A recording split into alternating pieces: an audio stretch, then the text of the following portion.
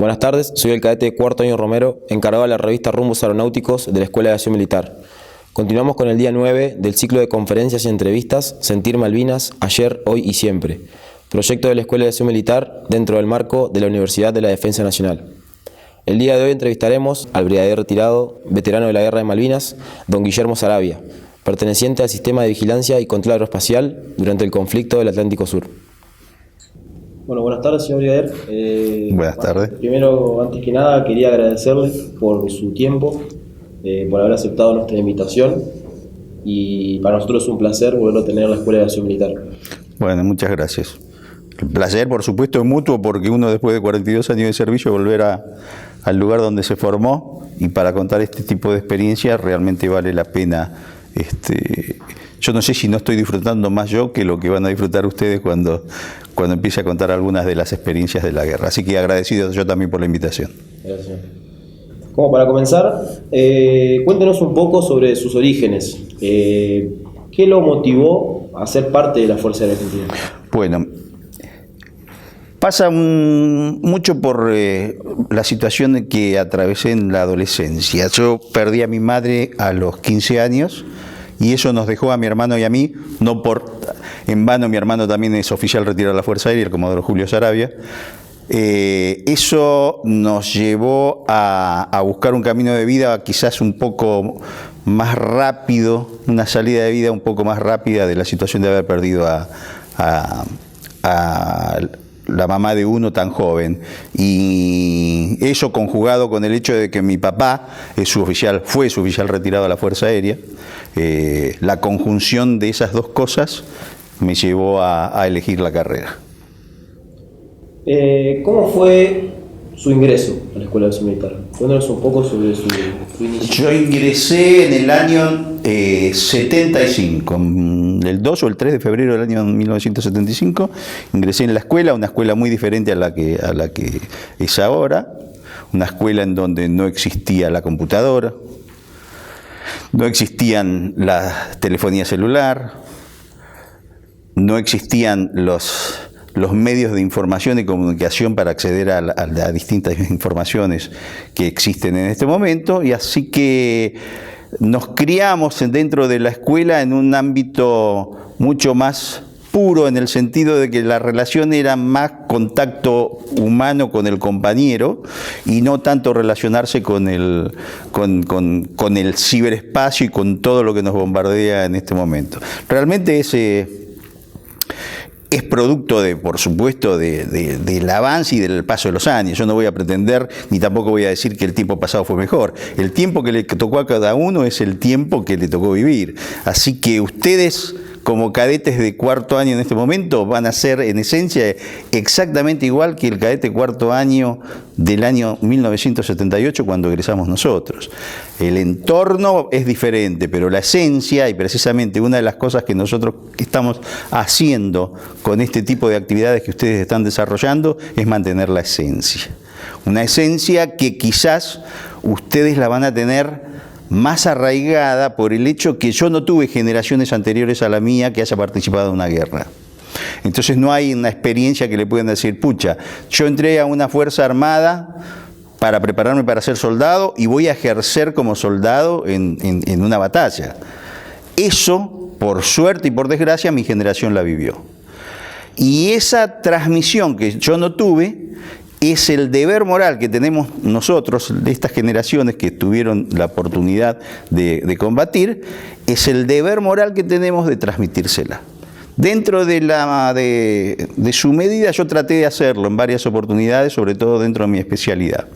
Pero ustedes se van a encontrar que hay gente que ha quedado marcada de diferente forma durante la guerra y lamentablemente se han perdido muchos testimonios y muchas anécdotas o muchos relatos por gente que ya ha fallecido y que como consecuencia de sus de su carga emocional, se guardó mucho para sí mismo. Entonces considero que nosotros los veteranos tenemos que transmitir tanto lo bueno como lo malo para que quede la enseñanza. Y precisamente lo que yo te estaba diciendo de la tecnología, que en mi época no existía, es la gran herramienta que ustedes van a tener para transmitirse a sí mismos y hacia las generaciones pasadas lo que quizás vaya a ser la única guerra de la Fuerza Aérea Argentina por muchísimos años. Entonces es importante y aplaudo sinceramente la organización de este tipo de actividades porque veo plasmado en forma orgánica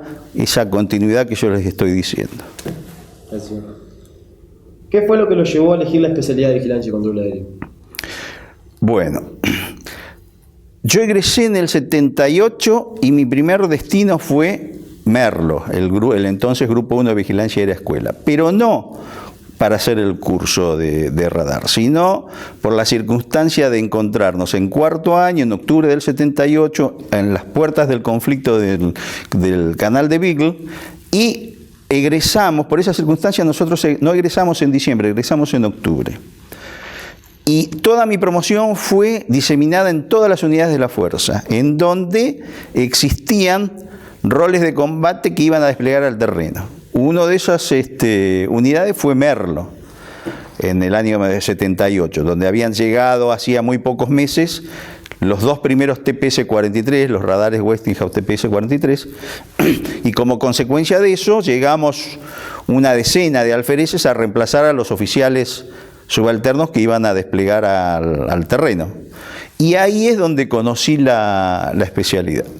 Una vez que finalizó el conflicto del Beagle, fuimos redestinados. A mí me tocó ir a la extinta base aérea militar Aeroparque, y hacia finales del año 79, cuando nos hicieron elegir destino para hacer cursos de perfeccionamiento, yo ya tenía el antecedente de que había estado en Merlo y que me había gustado lo que había visto, y ahí fui cuando solicité el curso de vigilancia y control aéreo, y en el año 80 lo realicé en Merlo. Y a partir de ahí, durante toda mi carrera, por suerte, me mantuve dentro del ámbito de la especialidad.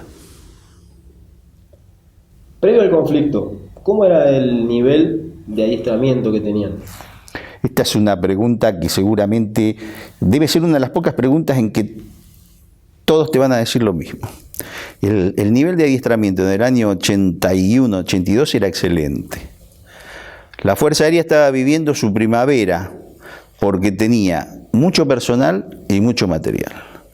Y la organización que tenía la Fuerza en cuanto a lo que significaba el adiestramiento de las tripulaciones de combate y de los roles de combate de los distintos sistemas de armas era no exigente, sumamente exigente.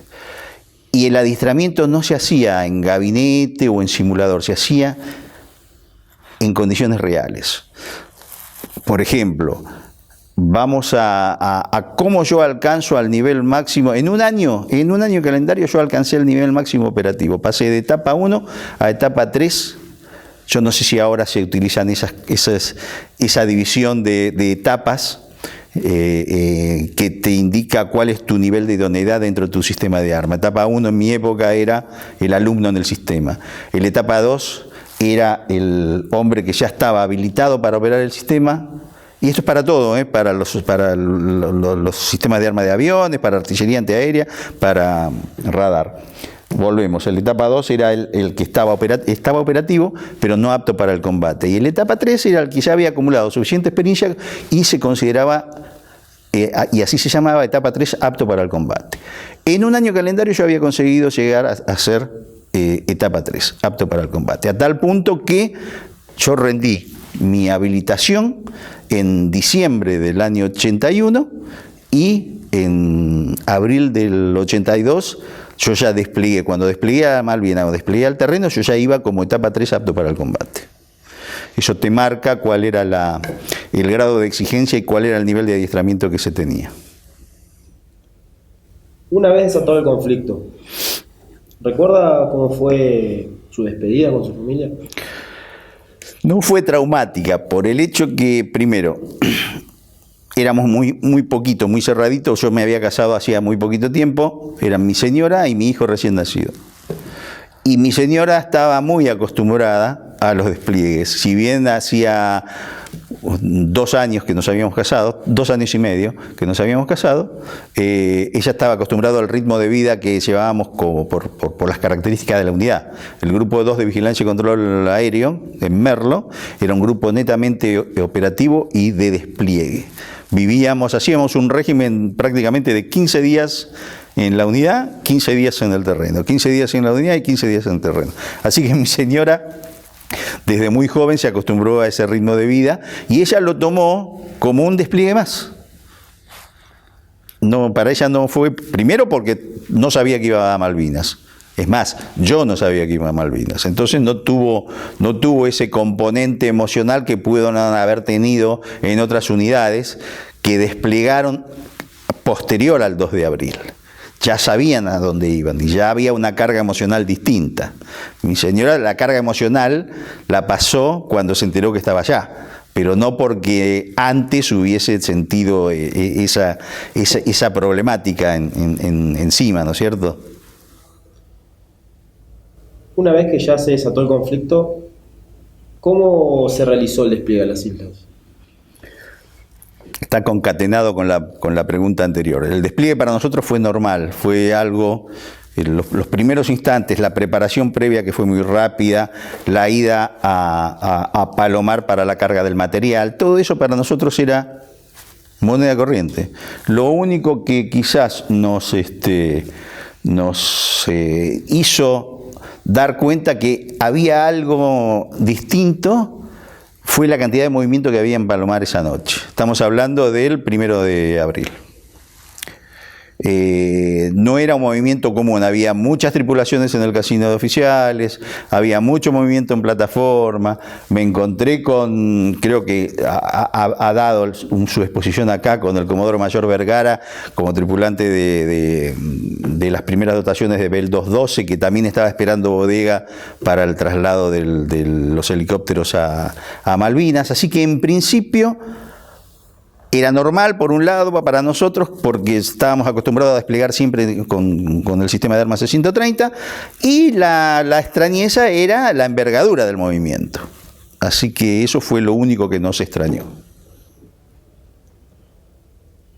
Coméntenos sobre los contratos de vivienda que firmó en las islas. Bueno, ese es un dato anecdótico bastante extraño que haya llegado a manos de ustedes, pero supongo que debe haber sido por la lectura de alguno de los libros que la Asociación de Radaristas de la Fuerza Aérea Argentina donó acá a la biblioteca. Esa anécdota está contada en el libro del Comodoro retirado Silva, que fue el jefe de escuadrón en Malvinas y escribió Diario de Guerra del Radar Malvinas. Esos contratos se firmaban a mano alzada y bajo la tutela de las directivas emanadas de la gobernación de las islas, en donde se había establecido que la relación con los isleños debía ser lo más natural, normal y abierta en lo posible. Y como se entendía que nosotros no éramos una fuerza de ocupación, sino que estábamos en nuestro territorio, había que generar un grado de confianza tal que permitiera que se supusiera a la población local como propia o amistosa. Entonces se trataba de imitar la metodología de vida del continente y trasladarla hacia ellos. O sea que si nosotros íbamos a ocupar una casa, esa casa tenía que ser alquilada y había que pagar una determinada cantidad de pesos que, si mal no recuerdo, el valor de la renta mensual era de 1 millón de pesos. Me acuerdo de los recibos, decían 1 millón de pesos por la casa tal, y firmaba el dueño de la casa o un apoderado, porque en algunos casos estaba el dueño ahí, en otros casos los habitantes se habían ido hacia las estancias del interior y había quedado alguna especie de apoderado. Firmábamos los dos, yo le pagaba con plata argentina de esa época, contante y sonante, andaba con un portafolio lleno de plata y con eso alquilábamos las viviendas donde se alojó el escuadrón. Esta es una pregunta más llevada también a la lectura que usted dijo. ¿Quién fue el teniente Lenguaraz? Yo también. Y eso también es otra anécdota del libro que acabamos de mencionar de Comodoro Silva. Yo era uno de los pocos integrantes del escuadrón que hablaba inglés. Si bien no fluidamente, tenía buen nivel y me podía comunicar. Entonces era el mayor Silva y yo prácticamente los que nos relacionábamos con la población local. Y de ahí surgió el tema, que aparte cada vez que algún integrante del escuadrón quería algo, necesitaba algo, y caía conmigo porque no había otro, que no iban a ir a molestarlo al mayor que era jefe de escuadrón, así que me requerían a mí para que haga de intermediario y pudiera hacer el contacto que requería el intercambio comercial. Sí, generalmente era el intercambio comercial, ir a comprar algún negocio algo o acomodar algún tema de precios de algún artículo que uno quería comprar. Señor, coméntenos un poco sobre su 1 de mayo. El 1 de mayo yo entré de turno 2 veces. Cuando hablamos de turno entendamos cuál es el concepto de la operación en el radar. El radar funcionaba a las 24 horas. Nosotros éramos 6 roles de combates. En realidad al principio éramos 3 y después se convirtieron en 6 a medida que ¿te acordás que yo te hablé de etapas? Bueno, éramos 3 controladores, etapa 3, el primer teniente Faber, el primer teniente Masochi y yo. Y 3 controladores etapa 2, o sea que todavía no estaban, eran alumnos, recién habían terminado el curso en el sistema y habían entrado en la etapa precisamente de adquirir experiencia, pero no estaban habilitados para controlar solos, que eran el primer teniente Romero. Sí, pasante. No, pasante no, estaban habilitados en el sistema, pero no estaban, vamos a hacer la analogía con un escuadrón aéreo. Ellos eran numerales. El numeral de una escuadrilla, vos tenés el guía, que es, o el jefe de sección, que es el hombre experimentado, y el numeral, que es el que todavía se está formando, está adquiriendo experiencia. Bueno, el etapa 2 en radar es precisamente eso. Entonces entrábamos una etapa 3, una etapa 2, y los navegantes la tarea de navegante la ejercía el personal de suboficiales operativos y el mecánico de turno. Bueno, ese día entré en 2 turnos. El primero a la mañana, que fue posterior al ataque de las 4:55 o 4:50, y recibimos las primeras misiones de M3 y de M5 de cobertura aérea. Ese fue un turno relativamente tranquilo porque no hubo una acción directa de combate aéreo o de combate aeronaval. Después salimos del turno ese, que ese primer turno lo hicimos con el mayor Silva. Salimos del turno ese, que creo que entró el primer teniente Faber, sí, entró un Faber con Merco, y a mí me tocó entrar de vuelta con el primer teniente Romero y con el cabo principal Quintana al mediodía, a las 13 horas.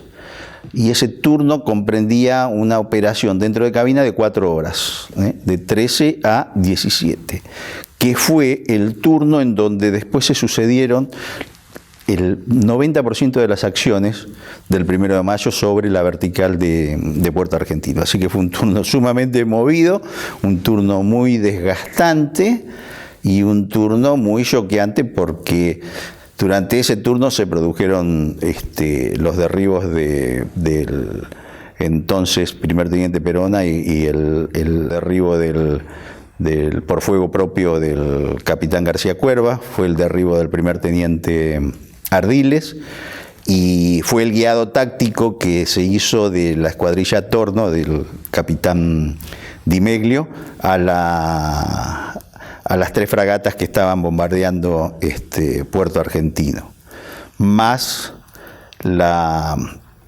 persecución del brigadier Di Meglio, que en ese momento era capitán, la persecución a una sección de Harrier que estaban persiguiendo a su vez a uno de los integrantes de la escuadrilla Torno, que había perdido la frecuencia y que no había estado escuchando cuáles habían sido mis indicaciones sobre pegarse al suelo para evitar la persecución de los Harrier. Él había quedado en altura, perdió la frecuencia VHF, había quedado en altura y no se enteró hasta que volvió al continente que había tenido 2 Harrier a menos de 5 millas y en trencito 2 M5 atrás de los Harrier, que eran precisamente el capitán Di Meglio y el primer teniente Sen, que eran los que yo estaba guiando para interceptar los Harrier. Por suerte, no por suerte, sino por lógica, la velocidad del M5 superaba la velocidad de los Harrier, y el que abandonó primero el combate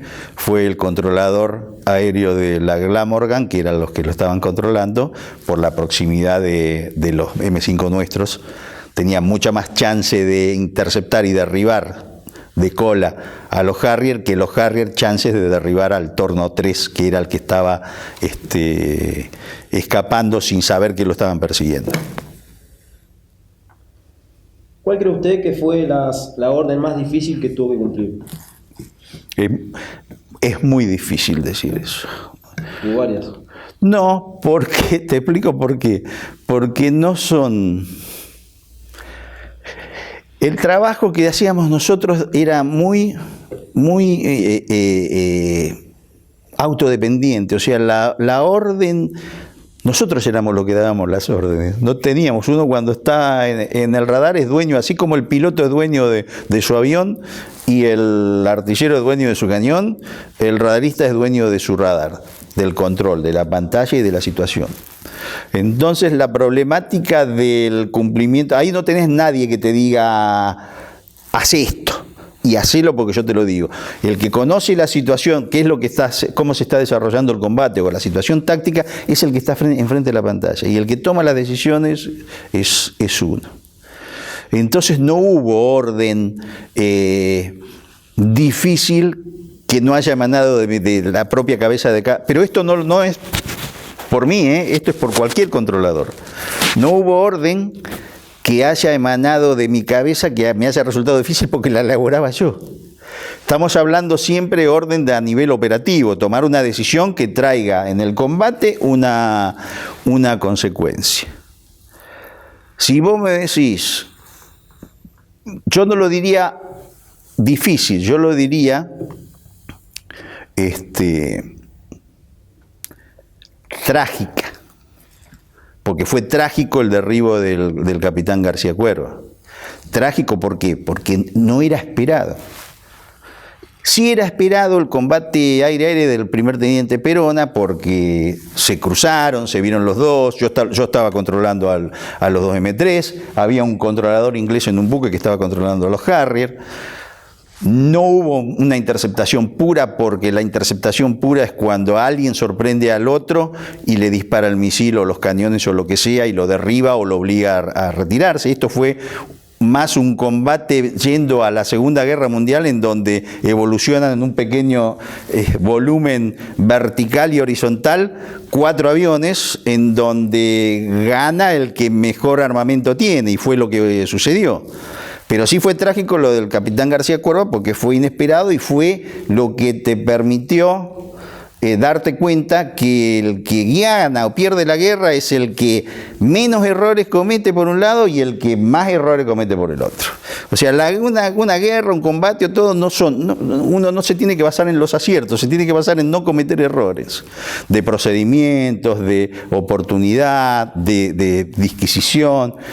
Y cada uno de esos combates o cada una de esas situaciones es una suma y resta de errores y aciertos.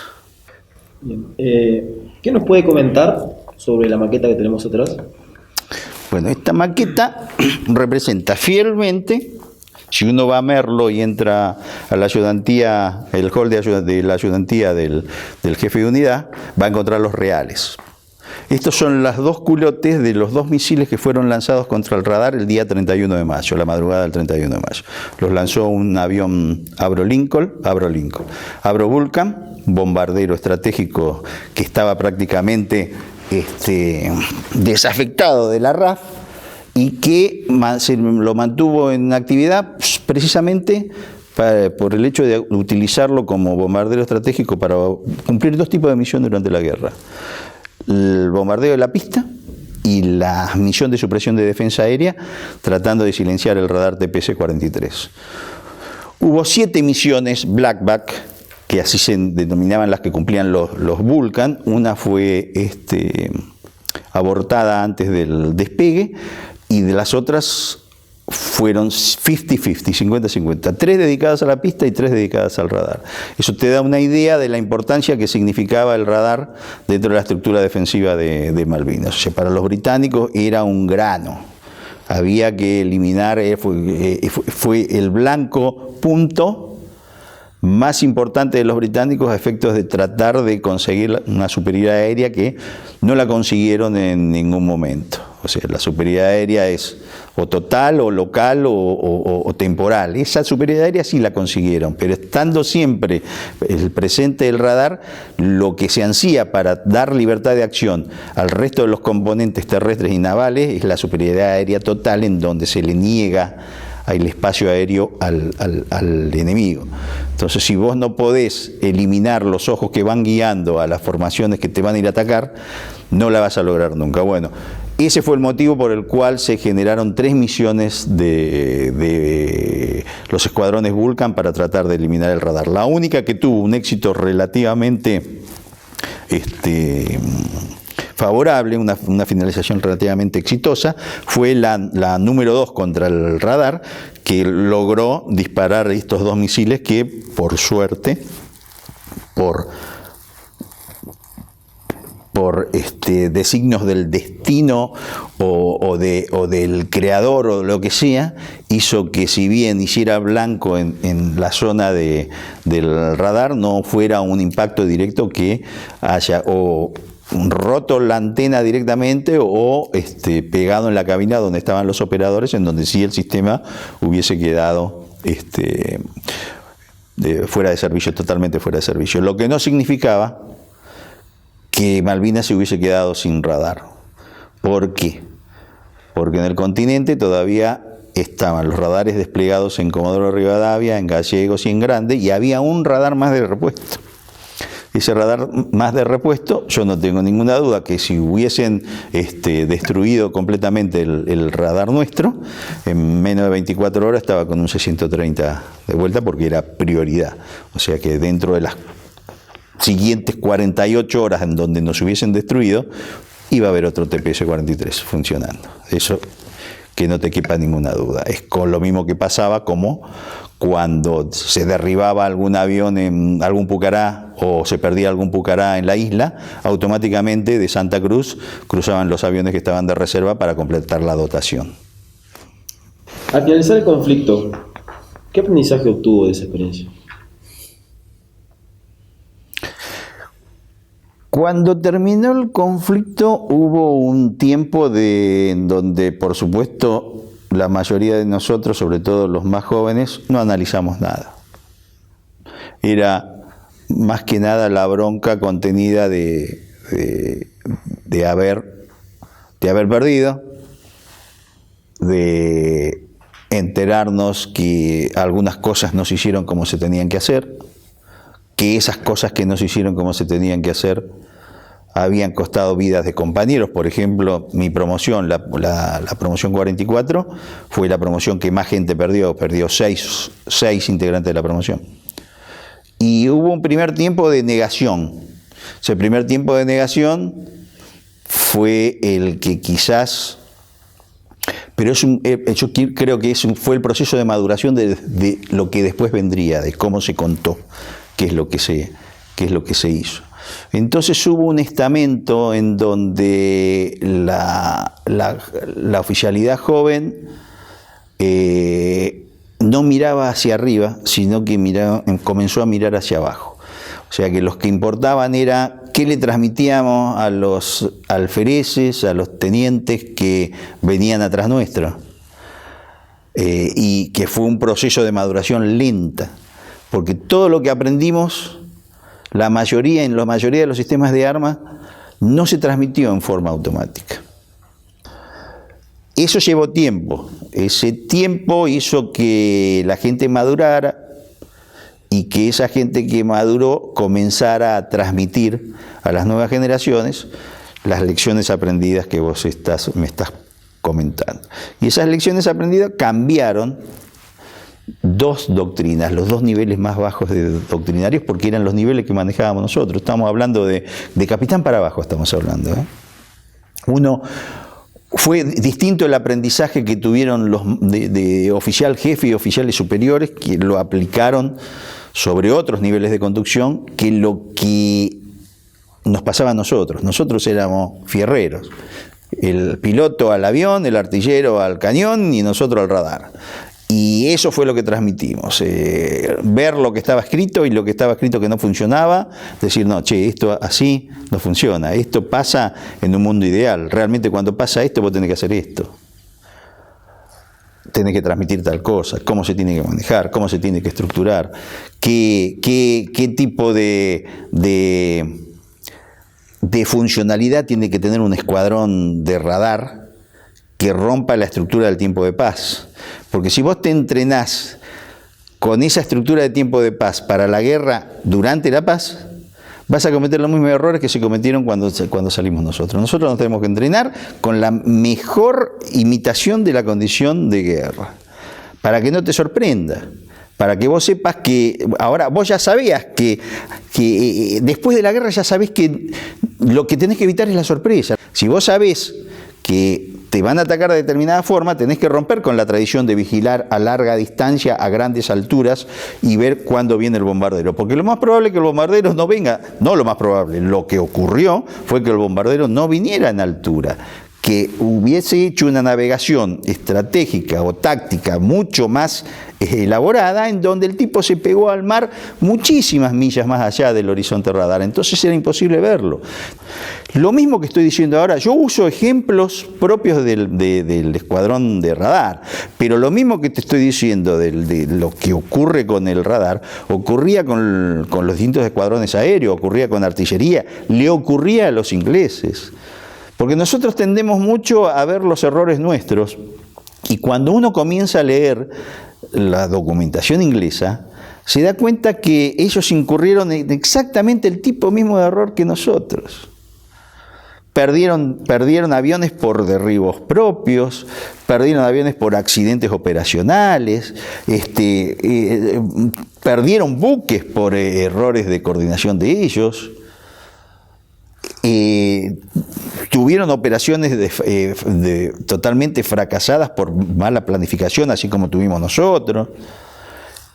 Vuelvo a repetir, la guerra una cosa es la guerra planteada en los libros, con la estrategia, lo que te enseñan desde escuela de aviación hasta la Escuela Superior de Guerra Aérea, curso de conducción superior para ascender a comodoro. Una cosa es lo que está escrito en el libro, una cosa es lo que está en el papel, que seguramente no se va a repetir en el campo. Y en el campo es la improvisación de lo que va ocurriendo y cómo te va movilizando toda la acción. Esto es una acción dinámica, y sobre todo la guerra aérea.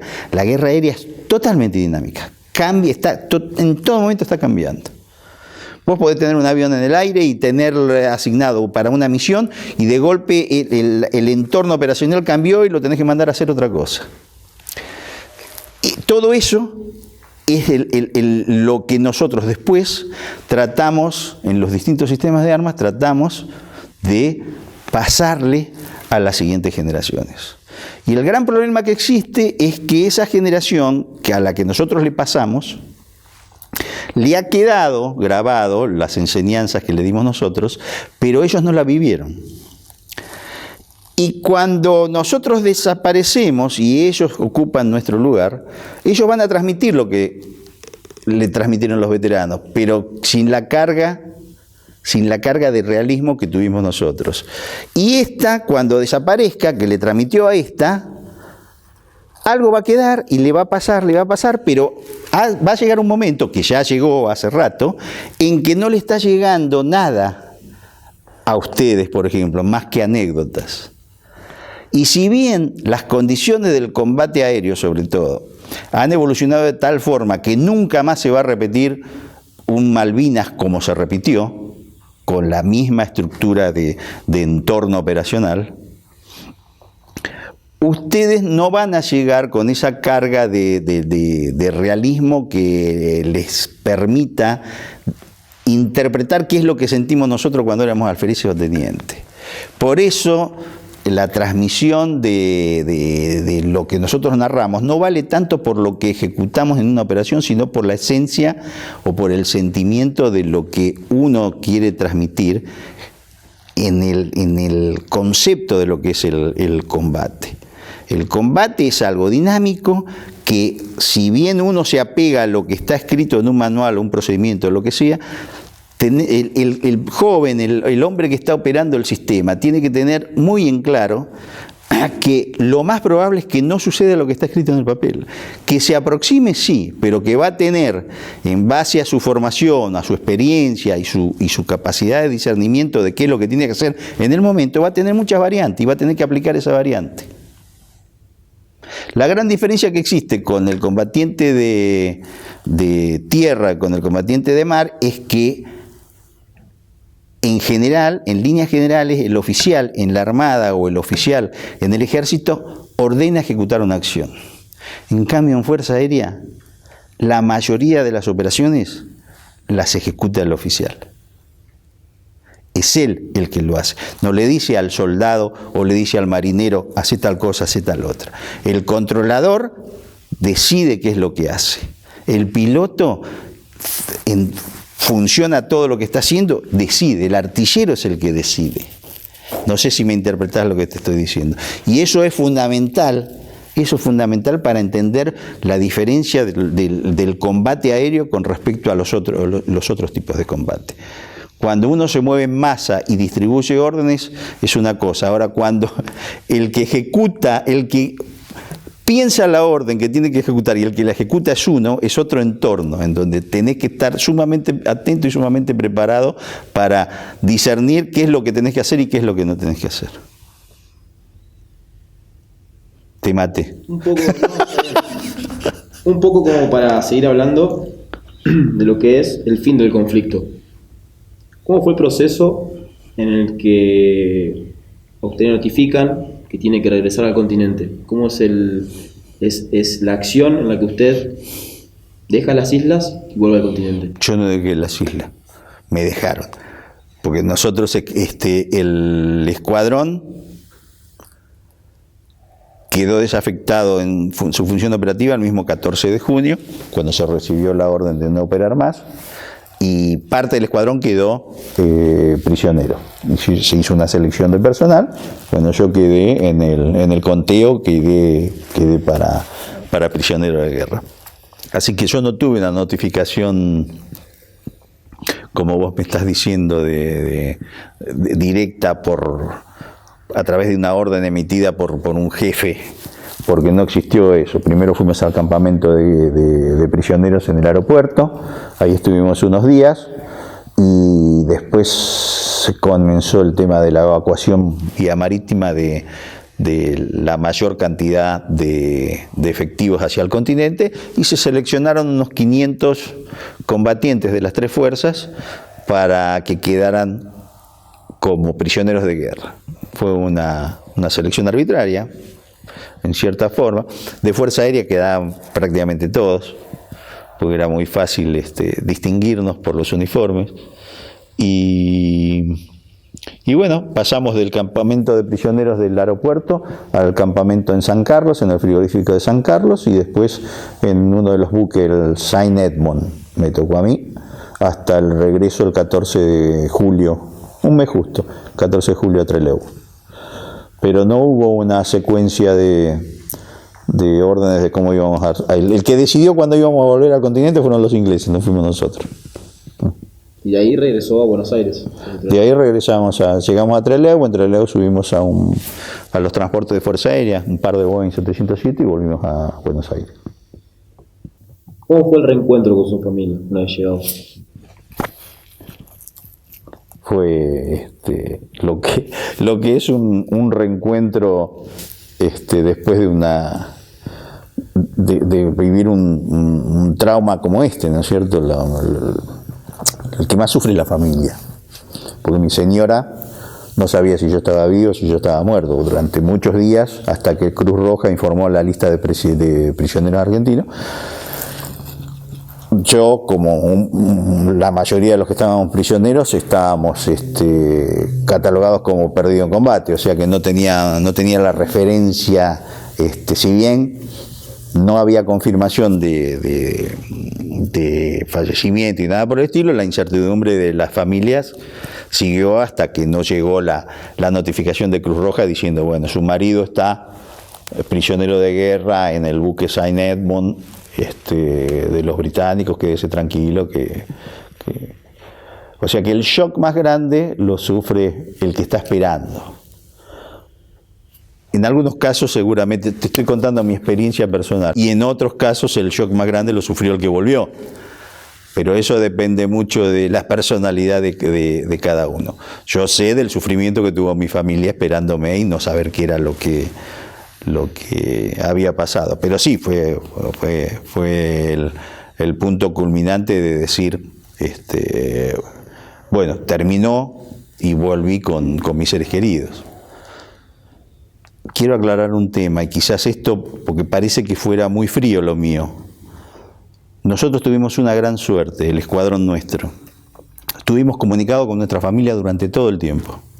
Es más, le alcanzamos a decir a nuestras familias, quédense tranquilos, vamos a caer prisioneros, no se hagan problema porque ya no hay acción, o sea que no van a escuchar malas noticias más que el cese al fuego y el caer prisionero. ¿Por qué? Porque nosotros teníamos una estación de HF y estábamos en comunicación permanente, todos los días prácticamente uno hablaba, no todos los días porque nos turnábamos, porque había gente personal del escuadrón que era de Córdoba, otros eran de Mendoza, entonces cada 2 o 3 días yo podía hablar con mi señora.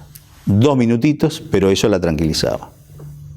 Entonces esa carga emotiva del que está en la isla y durante 30 días o 45 días no le pudo hablar a su familia, eso nosotros no lo teníamos.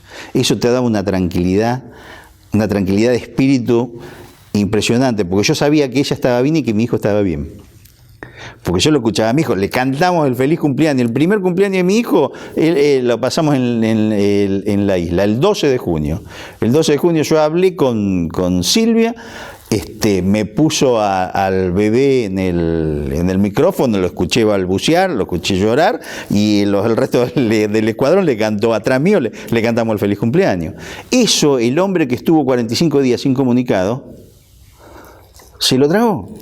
Es carga emocional que explota, entonces es el que cuando vuelve al continente tiene una reacción emocional distinta y una consecuencia emocional distinta.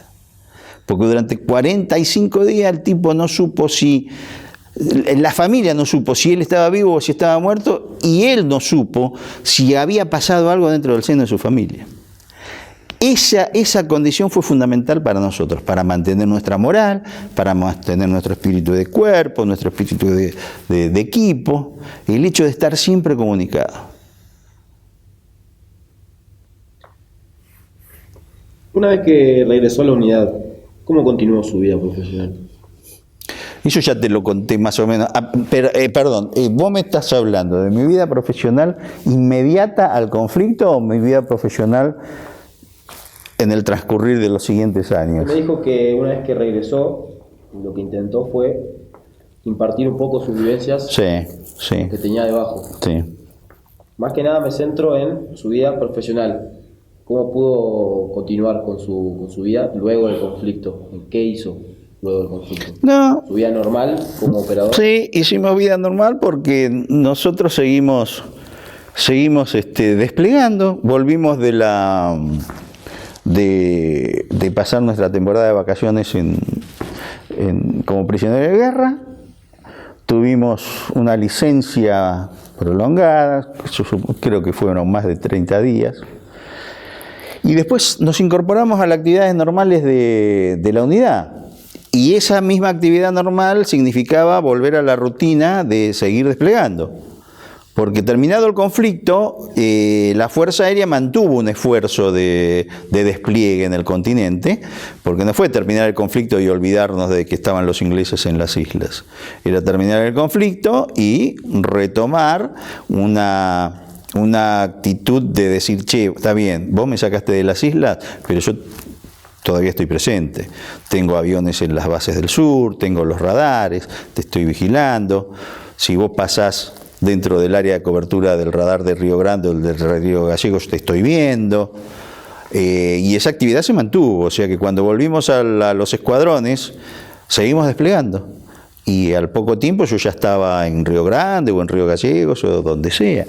Y ese proceso de maduración, de cómo transmitirle la experiencia a las siguientes generaciones, bueno, se fue elaborando en forma conjunta con el retomar de la actividad cotidiana de los escuadrones de radar. ¿Qué consejo le daría a las nuevas generaciones de oficiales?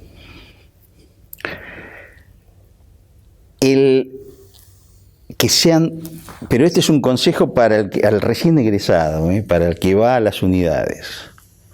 El primer consejo, y esto voy a ser muy egoísta en cuanto al pensamiento integral de lo que necesita la fuerza, el primer consejo que le doy es que sean soldados. Yo considero que la fuerza necesita de todas las especialidades, pero hay especialidades que son, a mi entender, son mandatorias. Y no puede haber un alférez recién egresado que no obtenga primero esa especialidad mandatoria para después acoplarse con alguna otra especialidad complementaria desde el punto de vista que aporta a lo administrativo, aporta a lo logístico, pero primero hay que ser soldado.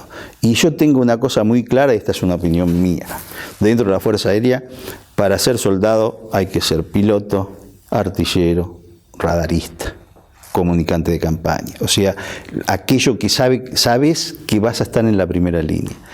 Sabes desde entrada nomás que vos estás para el combate.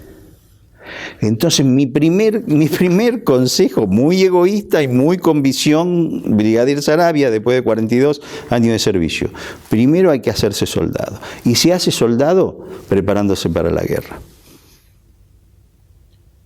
Bueno, señor Brigadier, quiero agradecerle por su tiempo, por haber brindado un poco de su tiempo a este proyecto que tenemos con los cadetes de la Escuela de Aviación y con la Secretaría de Extensión. Quiero también transmitirle que es un honor, tanto como para mí, como para todos los presentes, de que esté acá y que vuelva a la Escuela de Aviación y que sepa que este es su hogar, va a ser su casa siempre. Así que muchas gracias por la oportunidad de entrevistarme. Bueno, agradezco yo también la oportunidad de contar cosas que, si bien las he contado en otras oportunidades, siempre hay un matiz nuevo, porque precisamente las preguntas no son las mismas, mi edad no es la misma, no es lo mismo lo que dije de primer teniente en un reportaje en un canal de televisión con todo muy fresquito, que lo que dije cuando fui mayor o cuando fui comodoro o ahora que estoy retirado. Todo eso va mutando como va mutando la vida y le va permitiendo ver desde distintas perspectivas lo que, en resumidas cuentas, es ¿para qué estamos acá nosotros? ¿Para qué están ustedes? Bien o mal, es para pelear, para combatir. Ojalá muchas generaciones no tengan que pasar por lo que pasamos nosotros, desde el punto de vista del sufrimiento, lo que significa, porque guerra, muerte, guerra, destrucción.